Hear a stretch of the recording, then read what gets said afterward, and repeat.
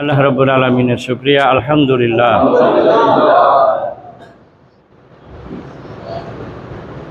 Medina মুনাওয়ারায় রাসূলের শানে সংক্ষিপ্ত দরুদ এবং সালাম শেষে সারা দুনিয়ার সমস্ত ঈমানদার বান্দাবান্দীদের জন্য আল্লাহ তাআলার কাছে মাগফিরাতের আহ্বান জানাই। আল্লাহুম্মা আমিন।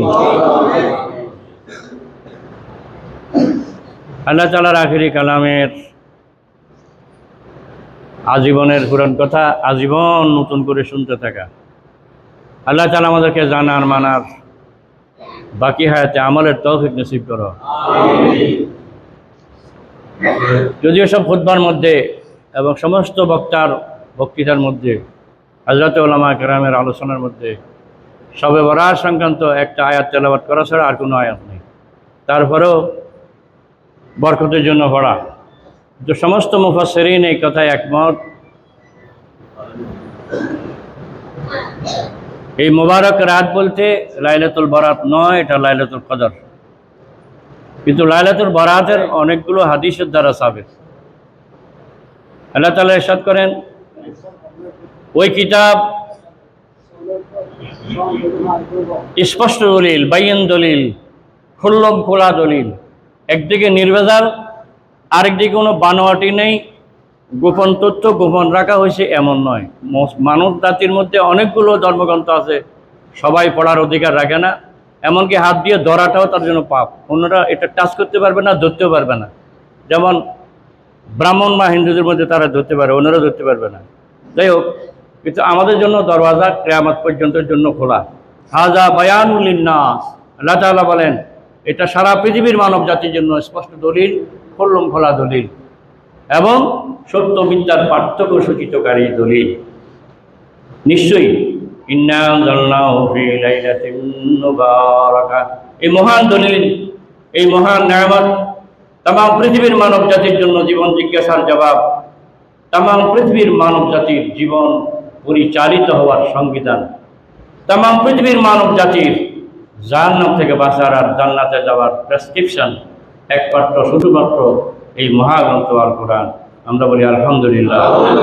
আল্লাহ বলেন, ইন্না নিশ্চয়ই নিশ্চয়ই আনজালনাহু, আমি নাযিল করেছি, আমরা নাযিল করেছি, ফি লাইলাতিন মুবারাকাহ, বরকতময় রাতে। ইন্না কুন্না মুনজিরিন, তার মকসুদ এটা। অবশ্যই আল্লাহ ভয় দেখান না, আড্ডার ডর লাগান না। অথচ রসুলকে, সমস্ত নবী রাসূলদেরকে সুখবরদাতা হিসেবে এবং দুঃসংবাদের ভয়াবহ পরিণতির আগাম সংবাদ দেওয়ার জন্যই মূলত পাঠানো হয়েছে। আর খোলাসা হচ্ছে ইয়াতলু আলাইহিম আয়াতিহি, তারা আল্লাহর নিদর্শন, আল্লাহর আয়াত তেলাওয়াত করে করে শোনাবে।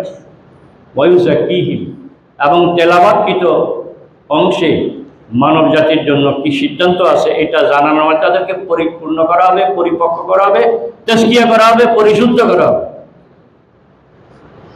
এবং ইলম এবং হিকমত, বুদ্ধিমত্তা শিক্ষা দেওয়া হবে। সমস্ত নবী রাসূলের এটা কাজ ছিল, তারা করেছেন। তবে মজার ব্যাপার হচ্ছে, সমস্ত রসুলদের কাছে কিতাব এসেছিল, ওই রসুলের ইন্তেকালের পরে ওই কিতাবের বাণী প্রচারের জন্য লক্ষ লক্ষ নবী রাসূল আল্লাহ তাআলা পাঠাইছেন। তাওরাতের পরে, জবুরের পরে, ইনজিলের পরেও আল্লাহ পয়গম্বর ঈসা আলাইহিস চলে যাওয়ার পর আর কোনো নবীও ছিল না, রাসূলও ছিল না। নবীও ছিল না, রাসূলও ছিল না। তারপরে 570 বছর পরে আসলেন আমাদের নবী। এই জন্য তাদের রাসূলরা চলে যাওয়ার পর নবুয়তের দায়িত্ব পালন করছে যারা নবী হিসেবে।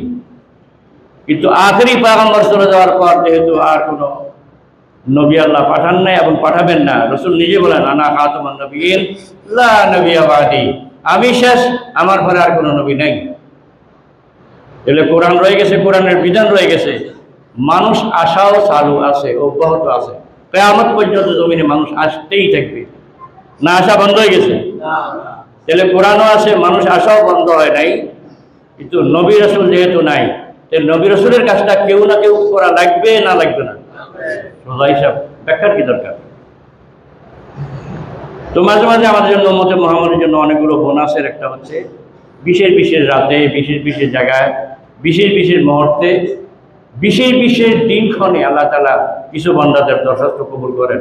এটা হচ্ছে অতিরিক্ত বোনাস। তবে আমভাবে সারা দুনিয়ার মানুষের কাছে আল্লাহর হেদায়েত আল্লাহ নবীর পক্ষ থেকে হাদিসে কুদসি আল্লাহর পয়গম্বর বলেন, আল্লাহ তাআলা বলেছেন, ইয়াতাকাররাবু আবদি বিন নওয়াফিল, আমার বান্দারা আমার নৈকট্য হাসিল করবে নফলের মাধ্যমে। এই জন্য আমরা কেউ ঢালাওভাবে বলে ফেলি যে নফল তো নফল, এটা গুরুত্ব তো খুবই কম, এটা নিয়ে তো পেরেশানি কিসের, এটাকে হালকা করে দেখা হয়। কিন্তু ওই হাদিসের মাথাতে যেদিন আমাকে বিপদে পড়ার পর আল্লাহ তাআলা দেখবেন আমার অনেক ফরজের কমতি আছে, যদি আল্লাহর দয়া হয় ফেরেশতাদেরকে বলবেন, আমার এই বান্দার কি কোনো নফল নাই? যদি পাওয়া যায় তার নফল আছে, বলে ওইটাকে ফরজ হিসেবে গণ্য করে দেবো। সুবহানাল্লাহ। তাইলে এটা কম থাকলো কেন, এটার দাম কম হলো কেন? আমি একটা উদাহরণ আজীবন দিয়ে থাকি, আমাদের সাবেক বর্তমান সারা দুনিয়ার যে কোনো প্রধানমন্ত্রী প্রেসিডেন্টের একটা দামি গাড়ি থাকে, যত কোটি টাকা দামি গাড়ি হোক, 5 টাকা 10 টাকা 20 টাকা দামের কম দামের একটা পার্টস যদি ইঞ্জিনে কাজ না করে, ইঞ্জিন স্টার্ট হবে? তো ইঞ্জিন স্টার্ট না হলে তো আপনার 1 কোটি টাকার গাড়ি আছে, আপনার সিটেন দিয়ে টাকা দেওয়া হবে না, আপনি কি গন্তব্যে যেতে পারবেন না? তাহলে এটা যদিও 5 টাকার হোক 10 টাকার হোক 20 টাকার হোক, এই সামান্য মূল্যের একটা পার্টস কোটি টাকাকে অচল করে দিয়েছে কিনা? যতক্ষণ এই স্বল্প মূল্যের জিনিসটা আপনি ব্যবহার করবেন না, ততক্ষণ 1.5 কোটি টাকার যে ফায়দা পাওয়ার, সেই ফায়দা কি পাওয়া যাবে? যাবে না। আল্লাহ যেখানে বলেছেন আমার বান্দারা আমার নৈকট্য হাসিল করবে নফলিয়তের মাধ্যমে, পৃথিবীর ইতিহাসের দিকে তাকালে কি দেখা যায়? আউলিয়া কেরাম বুজুর্গানের দিন, হাক্কানে রাব্বানী আলেম ওলামা পীর মাশায়েখ তাদের দিন কি দেখা যায়? তারা বোধহয় নামাজ পড়ে নাই না পড়ছে? মৌলিক কাজ যেটা এটা তো আছেই, তারা অতিরিক্ত কাজ করছে। এখন আমি আপনি যদি মৌলিক কাজটা না করি অতিরিক্ত কাজ তৈরি করি, এটাও বোকামি হবে কিনা বিবেককে প্রশ্ন করলে হয়। 1000 টাকা নোট হারাইলাম, তালাশ করলাম না, কিন্তু 2 টাকার পিছনে লাগিয়ে দেখলাম, 2 টাকা তালাশ করলে কত 2 টাকা তালাশ করলে আমার 1000 টাকা হবে, আমি কি করে বুদ্ধিমান হইলাম? এই জন্য আমি যেটা অর্জন করতেছি এটাকে ইবাদত করতে হবে, আর ভবিষ্যতের জন্য আমাকে একদিকে আল্লাহ সাহায্য চাইতে হবে, আরেকদিকে চেষ্টা করতে। আমার কাজটা দুইটা। আজকের খুতবা সমস্ত পৃথিবীর মানব জাতির কাছে মাগফিরাতের অনেকগুলো সুখবর শোনানো হয়েছে, যে আল্লাহ তাআলার পক্ষ থেকে আল্লাহর বান্দা বান্দিদের জন্য অনেকগুলো বোনাসের কয়েকটা, অথচ আফসোসও করা হচ্ছে। আফসোসের কথাগুলো এখানে আগে আনা আছে। আল্লাহু আকবার। বলা হবে যখন তার আমল তাকসিম করা হবে, লিমা ইউকসামু ফিহা মিনাল আরসাক ওয়াল আতায়া, রুজি এবং বকশিশ যেগুলো তাকসিম করা হবে তার নেয়ামতের মধ্যে এগুলো একটা অংশ। আর যারা তাদের আজলকে, অনেক সময় আমরা বলি যে হায়াত দারাজ করবে, হায়াত বাড়াবে, হায়াত বাড়ানোর বলছে যে অল্প হায়াতে বেশি কাজ করবে। একজনের 60 বছর যেতে পারবে না, আরেকজনের 10 বছর সেটা পারবে। ওয়ায়াতুলু আজালু ফিহা তানকুস, কাউকে আল্লাহ এটার আজলকে লম্বা করে দিবেন, কাউকে খাটো করে দিবেন। অফি মিসলি লাইলাতিন নিসফি মিন শাবান, এবং এই শাবানের মধ্যরাতে আল্লাহ তাআলা সুবহানাহু ওয়া তাআলার পক্ষ থেকে অনেকগুলো ইনাম আর ঘোষণা, কি ইয়াতাজাল্লা রাব্বু সুবহানাহু ওয়া তাআলা ওয়া ইউনাদি হাল মিন মুস্তাগফিরিন ফাগফির লাহু। এটা শুধু আজকে সব রাতে রাতে নয়, প্রত্যেক রাত্রেই 3 ভাগের 2 ভাগ রাত যখন শেষ হয়, আখেরি লাইন আল্লাহ পয়গম্বরকে জিজ্ঞাসা করলেন কোন সময় দোয়া বেশি কবুল হয়? রাসূল বলেছিলেন ফি জাওফিল লাইল, রাতের শেষ অংশে। ওই কথার সাথে এই কথার মিল। আল্লাহ তাআলা ডাকেন, কি বলেন? হাল মিন মুস্তাগফিরিন, কেউ কি মাফ চাওয়ার আসো? আমি তো মাফ করার জন্য তোমার কাছে আসি গেছি। সুবহানাল্লাহ। হাল মিন তাইবিন ফাতুবু ইলাইহি, কোন তওবাকারী কি আসো? আমার কাছে তওবা করবা, আসো না, আমি তোমার তওবা কবুল করি। হাল মিন সাইলিন ফাউতিয়াহু মাসউলহু, কোন সাইল, কোন দরখাস্ত নিয়ে, কোন ওযর নিয়ে কি আমার কাছে আসবে, আমি সেটা তোমাকে দিব। এই হচ্ছে একটা। অন্য হাদিসে আছে ওয়াতাফিল খাবরা আন্নাল্লাহ ইয়াফু লিজামি উম্মতি মুহাম্মাদিন, এখানে সুখবরের ভিতরে দুঃসংবাদ আছে। আল্লাহ তাআলা বলেন নিশ্চয়ই নিশ্চয়ই আল্লাহ তাআলা উম্মতে মুহাম্মাদিয়ার সকলকে ক্ষমা করেন। কথা যদি এই পর্যন্ত আর না হইতো তাহলে তো কাম হইছিল। উম্মতে মুহাম্মাদিয়ার সমস্ত উম্মতকে আল্লাহ তাবারক ওয়া তাআলা মাফ করবেন, ইল্লা সাবাতানা লা নাসিব লাহুম, কিন্তু 7 ধরনের কপাল বড় খারাপ, বড় খারাপ, তাদের নসিব বড় খারাপ, তাদের তকদীর বড় খারাপ, এদের ভাগ্যে কিছু থাকবে না। ফি লাইলাতিন নিসফি মিন শাবান, এই রাতে যতই মাফ করা হোক, কিন্তু এই হতভাগারা এই লাভের ভাগিদার হবে না। নাউযুবিল্লাহ বিল্লাহ। আস-সাহির, এক নম্বর হচ্ছে যারা জাদুঘর, তারা এই বিদ্যা থেকে যতক্ষণ ফিরে আসবে না তার দরখাস্ত কবুল করবে না। 2 নম্বর ওয়াশারিবুল খামর, যারা মদ্যপায়ী, এই মদ্যপান যারা ত্যাগ করবে না তাদের দোয়া কবুল হবে না। আর মুসিরু আলা জানা, যারা জানাকারী, এই মদ্যপাস থেকে যারা ফিরে আসবে না তাদের দোয়া কবুল হবে না। ওয়াকাতিউর রহিম, যারা আত্মীয়তার সম্পর্ক ছিন্নকারী, এই সম্পর্ক প্রতিষ্ঠা করার আগ পর্যন্ত তার দোয়া কবুল করা হবে না। ওয়ালাকুলিল ওয়ালিদাইন, যে সমস্ত সন্তান মা বাবার অবাধ্য, মা বাবা রাজি হওয়া ছাড়া তার দোয়া কবুল হবে না। ওয়ান্নামাম, যারা পিছনে কথা বলে বেড়ায়, চুগলি করে বেড়ায়, নাউযুবিল্লাহ মিন যালিক। ওয়াল বাখিল, যাদেরকে আল্লাহ সম্পদ দিয়েছে কিন্তু সে বহালতির কারণে আল্লাহর রাস্তায় সম্পদ খরচ করে না। আল্লাযী লা ইউকাল্লিমুহু কাওফা সালাসাতি আইয়াম ওয়াল মুশাহিনুল্লাযী, ওই হতভাগা কমবক্ত যে তার আপন মুসলমান ভাইয়ের সাথে আত্মীয় হইতে পারে, মুসলমান প্রতিবেশী হইতে পারে, মুসলমান ভাই হইতে পারে, 3 দিন পর্যন্ত কথা বলা যে বন্ধ করছে, ওই বন্ধের মধ্যে আছে, কথা বলা আরেকবার চালু হয়নি। যতক্ষণ তার মধ্যে আরেকবার সেই সম্পর্ক আসবে না ততক্ষণ পর্যন্ত তার দোয়া কবুল হবে না। আল্লাহ হাউলাই লা ইগফারু লাহুম, এদের কারো দোয়া আল্লাহ কবুল। যেখানে আল্লাহ বলছে কবুল করব না, সেখানে আমি 1 রাত 2 রাত নয়, সারা জিন্দগি ভর কাটলে কাজ হবে? ওই শর্ত পূরণ হলে হয়ে যাবে। তাহলে ওই সমস্ত বদভ্যাস থেকে ফিরে আসার জন্য এক কি সুবর্ণ সুযোগ আমাদের অপেক্ষা করছে। আল্লাহ আমাদেরকে তৌফিক নসিব করো। ইখওয়ানি, হে ভাইরা, আলাইকুম বিসাদাকাতি আলাল ফুকারা ওয়াল মাসাকিন। আর সেক্ষেত্রে কয়েকটা কথা ব্যাখ্যা দরকার নাই, শুধু অনুবাদ করলে হয়ে যাচ্ছে, সোজা সোজা সরল সরল কথা।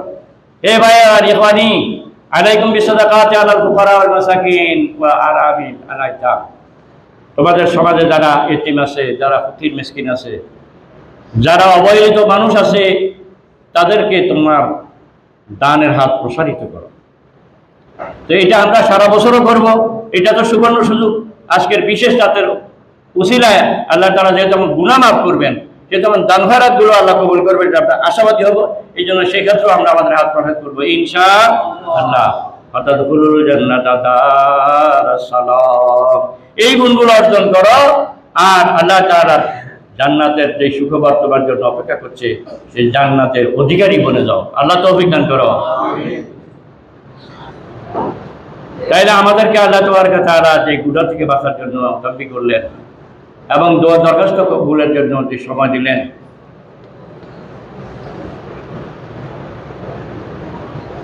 এই সুযোগ আমরা যদি গ্রহণ করি তাহলে সূরা তাহার ওই আয়াতের সঙ্গে আমাদের এই আল্লাহ তাআলার আহ্বান, রাসূলের নির্দেশিকা বলে যাবে, মিলে যাবে। কারণ চূড়ান্তভাবে তোমার কামিয়াবি হবে আল্লাহ যদি মাগফিরাত করেন, আর আল্লাহ যদি মাগফিরাত করেন তাহলে তুমি কামিয়াব। এটাই হচ্ছে আখেরি কথা। ফামান যুহজিহা আনিন নার ওয়া উদখিলাল জান্নাতা ফাকাদ ফাজ। এটা তো একদিকে যেমন আমরা আশাবাদী, আরেকদিকে তো হতাশ। আশা না হয় করলাম কিন্তু মিলল না, তাহলে সর্বনাশ। তাহলে আশাও করতে হবে, যেসব কারণে কবুল না হওয়ার সম্ভাবনা আছে ওইসব কারণের প্রতিকারও আমাকে করার জন্য উদ্যোগী হইতে হবে, উদ্যোগ নিতে হবে, কাজ শুরু করতে হবে। আমাদেরকে নসিহত করা হয়েছে আরো 3 মাস আগে যে আমরা রজব মাস আসার আগের থেকে কমার বানবো, রজবে কিছু না কিছু করি। কে কতটা করেছি আমরা জানি না। শাবান মাসে এক আহ্বান ছিল, রজবে শেষ হয়ে গেছে কিন্তু আহ্বানের জায়গায় রয়ে গেছে। রজবে কে কতটা আমল করেছি, শাবানে কতটা করেছি, এগুলো 2-1টা আমল দেখলে বোঝা যায়। সারা পৃথিবীর বেশিরভাগ মানুষ তো বেঈমান রয়ে গেছে, তাদেরকে ইসলামের পথে, কোরআনের পথে, আল্লাহর পথে দাওয়াত দেওয়ার কাজ হয়ই নেই, এটা তো বাদই। এরপরে মুসলমান যারা, তাদের মধ্যে শতকরা 90 জনও এখন অন্য দেশ বাদ দেন, বাংলাদেশে নামাজ পড়ি না। 100 জনের মধ্যে 10 জন বোধ, 100 জন আছে 10 জন বোধ, 100 জনের মধ্যে 5 জন বোধ, 100 জনের মধ্যে 2 জন 3 জন আমরা নামাজ পড়ি, বাকিরা পড়ি না। আজকে সবে বরাত উপলক্ষে কিনা জানি না, ফজরের সময় 5 কাতার রয়েছে এই মসজিদে। আমার মনে হয় এটা এলাকার সব মসজিদের জরিপের তুলনায় বেশি, কিন্তু আসলে কি বেশি? মোটেই বেশি নয়। এখন জুমাতে এরকম মসজিদ পড়ে গেছে, দরকার তো ছিল ফজরে এরকম পড়ে যাওয়ার, কিন্তু আমাদের আজীবনের ঘোষণা আল্লাহর তরফ থেকে, আল্লাহর পয়গম্বর বলেন কেউ যদি শুধু এশার নামাজ জামাতের সঙ্গে আদায় করে, আল্লাহর পয়গম্বর বলেন তাদের খোঁজখবর শোনাও, সে রাতের অর্ধেক পর্যন্ত নামাজ পড়ার মালিক হয়ে গেছে। সুবহানাল্লাহ। সারা রাত তো পারবো না, রাতের অর্ধেকই কোনোদিন নামাজ পড়তে পারছি জীবনে? এশার নামাজ পড়লে যদি রাতের অর্ধেক আল্লাহ দিয়ে দেয়, আল্লাহ কম দিল কেমনে? আল্লাহর পয়গম্বর বলেন যেই লোকটা এশার নামাজ জামাতে পড়েছে, ওই লোকটা যদি ফজরের নামাজটাও জামাতে আদায় করে, আল্লাহর পয়গম্বর বলেন আল্লাহ রাব্বুল আলামিন তাকে মাগরিব থেকে ফজর পর্যন্ত সারা রাত দাঁড়াইয়া নামাজ পড়ার ফায়দা তার আমলনামায় যোগ করে দিবেন। সুবহানাল্লাহ। আল্লাহ তাআলা তো দিলেন, আমি নিলাম কই? আমি এক এক করে যদি গত রজব মাসে অনেকগুলো সোমবার গেছে, অনেকগুলো বৃহস্পতিবার গেছে, এখানে কয়জন হাত তুলতে পারবো? অনেকে পারবো না। শাবান মাসের অবস্থা এরকম। গতকাল মাগরিবের নামাজের পরে আমরা নফল পড়ে নেই মসজিদে, 4 কাতার 5 কাতার মাগরিবের নামাজ পড়লাম। কি বোঝা যায়? আমরা যেমন আছি তেমন আছি, বিষয়টা এরকম। আমি যেমন ছিলাম তেমনই থাকলাম, কারণ পরিবর্তন কই। অর্থাৎ আল্লাহর তরফ থেকে নির্দেশ কি? সাবিকু ইলাল খায়ের, সাবিকু ইলাল খায়ের। ও গোলামেরা, নেক কাজের দিকে দৌড়া। কথা ছিল দৌড়ানোর, আমি তো মিটি করিও হাঁটি নেই। অর্থাৎ আমার ভিতরে চেতনা বোধটাতে জাগে, আমার চেতনা যেন ফিরে, আমি যেন সিদ্ধান্ত নেই, আমি যেন পরিবর্তিত হই। ঠিক এই কাতার মধ্যে আওয়াম যেমন, আমরা ওলামায়ে কেরামরাও তেমন।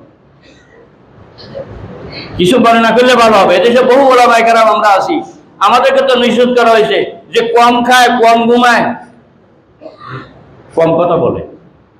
হোসনে আখলাকের স্বামী, কম কথা বলে, কম ঘুমায়, কম খায়। বাবুনগর মাসার এক শিক্ষক, নোয়াখালী দেরি হয়েছে অবশ্য, সেনবাগে এক মেহমান হলেন। আলহামদুলিল্লাহ, ভালো কথা। খাইতে বসে মাত্র 8 জন। খাদিমটা যখন এদিক থেকে যাই আসতে আসতে ওদিকে করে 7 জনকে দিয়ে আসে, দেখে যে এই ভাজে কিচ্ছু নেই। কতক্ষণ লাগছে 7 জনের কাছে ঘুরিয়ে আসতে? এই লোক 3বার আসছে, 3বার আসে দেখে এই অবস্থা। কালকে আমরা এই এলাকা আরেকবারই কথা প্রমাণ করলাম। আল্লাহ তাদেরকে আমাদের সবাইকে মাফ করুক, আমিন বলি। একদিকে কালকে কিবার গেছে বলেন? আমরা রোজা রাখি নেই। 2 নম্বর, আমরা এমন খানা খাইলাম আরেকজনের বদনামের কারণ হইলাম। যদি আমি খাই নাই ভিন্ন কারণে, কিন্তু যারা খাইতে বসছি ভাত কোনো কারণে শেষ হয়ে গেছে আর কি, তো ভাতের জন্য আপনি অপেক্ষা করবেন না? গোটা টেবিলের তরকারি ভেঙে খাইলেছি আমরা। আর এবার ভাত যাতে আসে, এখন তরকারি নেই। বলেন, যে কর্তৃপক্ষ অ্যারেঞ্জমেন্ট করছে সে তো হিসাব করে করছে আমার এতগুলো স্টাফ, এতগুলো কর্মচারী, এতজন 2-1 জন মেহমান আসবে, বাইরে থেকে এতজন মেহমান আসবে, এই হিসাবে একটা ব্যবস্থা করেছে। এখন একজনের 3 জনের খানা খাইলে বাকি কোনো নখাই থাকবো না? স্টাফরা খাইতে পারে না? গোটা জাতির সামনে আমি কথা বলতে চাই, আমার ওই আমল কোথায়? আমাকে বলা হচ্ছে কম খাওয়ার জন্য, কম ঘুমানোর জন্য, কম কথা বলার জন্য। আমার খাওয়ার সময় লুঙ্গি খুলি দেওয়ার জন্য বলে নাই। অতএব জাতির সামনে আমরা আমাদের সিরাতকে করতে পারি না, জাতি সিরাত শিখবে কার কাছ থেকে? এই জন্য আল্লাহ তাবারক তাআলা বলেন, আল্লাহর পয়গম্বরকে মাধ্যমে সারা দুনিয়াকে ওই সমস্ত কথা তুমি বলে বেরিও না যে কথার উপরে তোমার আমল নাই। তার কথা মানে কি? তার কথা মানে কথা সাথে আমল এটা মিলাইতে হবে। কথা মানে কথা বলা বন্ধ করে দাও না, কথাও বলো, আমলও করো। আজকে এই লাইলাতুল কদর যেটা আসতেছে, এই কদরের যারা বিরোধিতা করেন, বিরোধিতার কারণ একটাই, সারা বছর তুমি একত্র নামাজ পড়ো না, একটা ভালো কাজ করো না। আজকে তুমি মসজিদে সারা রাতের জন্য ঢুকে গেছো এই খেয়ালে, আজকে যদি 11 মাসের বেগিন মাফ করা হলাম যায় তো মানব কি? আজকে 1 রাতে বেগিন মাফ করা দিলাম, আগামীকাল থেকে আবার 11 মাস আগের মতো। মহাগ্রন্থ আল কোরআনের আহ্বান বিশ্ববাসীর কাছে এটা নয়। মহাগ্রন্থ আল কোরআনের আহ্বান হচ্ছে তুমি সব পারবে না, ঠিক আছে, যা পারো তা করো, এটা হচ্ছে আহ্বান। এটা আমি যেটা পারতাম সেটাও করি নাই। গতকালকে যদি মাগরিবের নামাজে আমরা আওয়াবিন, এটা এখানে আবার ফেরতাম বলে আওয়াবিন নামাজ মানে কোনো নামাজ নেই, এটাও ওলামায়ে কথা। হ্যাঁ, এই নামাজটার নাম আওয়াবিন নয়, এটা ঠিক, কিন্তু যারা জান্নাতের আল্লাহর পছন্দের মেয়ান হবে তাদের একটা খোলাসা নাম হচ্ছে, তাদের একটা বৈশিষ্ট্য হচ্ছে, তাদের একটা স্পেশাল নাম হচ্ছে আওয়াব। আল্লাহ আমাদেরকে কবুল করে, আমিন বলেন। এই আওয়াবেরা যে নামাজ পড়ে ওটাই আওয়াবিন। এটা মাগরিবে পড়া হইতে হবে কেন? এটা সবসময় হইতে পারে। আমি তাহাজ্জুদকেও আওয়াবিন বলতে পারি, কারণ আওয়াব যদি নামাজ পড়ে তাহলে ওই নামাজটা আওয়াবিন। এই জন্য একজনে ভ্যাস করতেছে, এই ইসলামী ব্যাংকের কথা আমি অনেকবার আপনাদের বলছি, একজন ম্যানেজার আমাকে উদ্বুদ্ধ করছে সোমবারের রোজার ব্যাপারে, যেহেতু বিয়েতে আমি ওনাকে নিতে পারি নাই, উনি বলে আমি যাবো না, আমি আপনাকে নেবো, উনি বলে আমি যাবো না। এটা আমার মহব্বতের মানুষ, উনি আমার ঘরে একটা ছিল না। এত মহব্বত করে আমাকে, উনি যাবে না, কেন যাবে না এটা বলে না, অন্তত 20 বছর আগের কথা। বলে প্রিন্সিপাল সাহেবকে নিয়ে যান। প্রিন্সিপাল সাহেবকে নিয়ে গেছি, আলী মাদ্রাসার প্রিন্সিপাল সাহেবকে। প্রিন্সিপাল সাহেব আমাকে বললেন, উনি তো রোজাদার, সুবহানাল্লাহ বলেন। এরাই তো সোনার মানুষ, যারা মাকরু কাজ করে না। মাকরু কাজ যে করে না, এ কবিরা গুনাহ কেমনে করবে? দেশ জাতির বড় দুর্ভাগ্য, এই সোনার মানুষ বানাইতে পারি নাই আমরা। অতএব যতদিন পর্যন্ত জাতির সামনে সোনার মানুষ হবে না, ও তো তার জন্য সোনার মানুষ হলো, কিন্তু আমার উপায় কি হবে? এই সবারাতের এই মুহূর্তে আসছে আমাকে আপনাকে চেতনাবোধ জাগ্রত করার জন্য, আমার অনুভূতির ভিতরে চেতনা সৃষ্টি করার জন্য, ঘুমন্ত জাতিকে জাগানোর জন্য, আগামীকালের সিদ্ধান্ত নেওয়ার জন্য।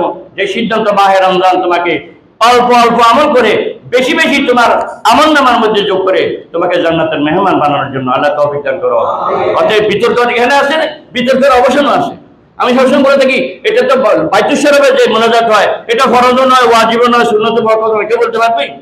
বাজিয়ে কুমারে কুমারে যে মাহফিল হয়, এটা ফরজ নয়, ওয়াজিব নয়, সুন্নত মুআক্কাদাও নয়, কিন্তু 1.5 থেকে 2 কোটি টাকা খরচ করা হয় এই যে মাহফিলে। রেজাল্ট কি? রেজাল্ট একজন বেঈমান, কাফের, মালাউন, মজদুদ, নাস্তিক যদি পাক্কা আল্লাহওয়ালা বনে যায়, তাহলে গোটা মাহফিল কামিয়াব, ঠিক কিনা বলেন? কে হেদায়েত পাবে, কে পাবে না, এটা তো সবসময় আশঙ্কা থাকবেই। আল্লাহ তাআলা এই জন্য আমাদেরকে রাতের প্রথম অংশে কিছু ইবাদত করার জন্য, দ্বিতীয় অংশে কিছু ইবাদত করার জন্য, সম্ভব হলে ঘন্টা, 1.5 ঘন্টা, 2 ঘন্টা যদি আপনি ঘুমানো, তো রাসূলের হাদিস অনুযায়ী এটা আপনার জন্য জুলুম না, আপনার প্রতি ইহসান। কারণ আপনার প্রত্যেকটা অঙ্গের প্রতি আপনার হক আছে। আল্লাহ পয়গম্বর বলেন, তুমি হক আদায় করো তোমার জিসিমের। অতএব কারণে আমরা সারা রাত যদি কেউ জাগতে পারি, আপনার আগামীকাল কোনো কাজ নেই, জাগেন ভালো কথা। কিন্তু আমি ছাত্র হলে পড়তে পারবো না, শিক্ষক হলে শিক্ষকতা করতে পারবো না, শ্রমিক হলে আমার শ্রম দিতে পারবো না। আল্লাহ তাআলা আমাদেরকে এই জন্য রাত দিয়েছেন ঘুমানোর জন্য, দিন দিয়েছেন কর্মব্যস্ত থাকার জন্য। ওই কর্মব্যস্ত থাকার জন্য এনার্জি আমার দরকার। রাতের বেশি না, 4 ঘন্টা যদি কেউ ঘুমায়, তার 24 ঘন্টার এনার্জি তার ভিতরে বিলুপ্ত যেটা হয়ে গেছে, এটা আবার সুপ্ত হয়ে আবার আমার ভিতরে আবার নতুন করে যায়। বলেন সুবহানাল্লাহ। আল্লাহ তাবারক ওয়া তাআলা মাহে রমজানের মুহূর্তগুলো কাজে লাগাবার জন্য মূলত আজ থেকে আমাদেরকে অভ্যাসে অভ্যস্ত করার জন্য আহ্বান জানাচ্ছেন। এই হাদিসগুলোর আমলের ক্ষেত্রে আল্লাহ তাবারক ওয়া তাআলা আমাদেরকে তৌফিক দান করুন। আর উপসংহার হবে ওই সূরা তাহার 82 নম্বর আয়াত। আল্লাহ চূড়ান্তভাবে ক্ষমা করে দিবেন তাদের, যারা সবসময় তওবা করবে, সবসময় তারা ঈমান আনবে, সবসময় নেক কাজ করবে। আর নেক কাজ করার পরও পরিতৃপ্ত হবে না, তাদের আশঙ্কা থাকবে হলো কি হলো না। এই জন্য আশঙ্কা থাকার কারণে তারা দোয়া করবে, চেষ্টা করবে। আর এই অবস্থা মরণের শেষে অবশ্যই জান্নাতে বলে যাবে। সুবহানাল্লাহ। ওয়া ইন্নী লাগাফারুল লিমান তাবা ওয়া আমানা ওয়া আমিলা সালিহান সুম্মা তাদা। আল্লাহ তাবারক ওয়া তাআলা আমাদের প্রত্যেককে স্ব দায়িত্বের মধ্যে স্ব দায়িত্ব যথাযথভাবে পালন করার জন্য আল্লাহ আমাদেরকে তৌফিক নসিব করুন। আমিন। ওয়া মা তৌফিক ইল্লা বিল্লাহ। আসসালামু আলাইকুম ওয়া রাহমাতুল্লাহ।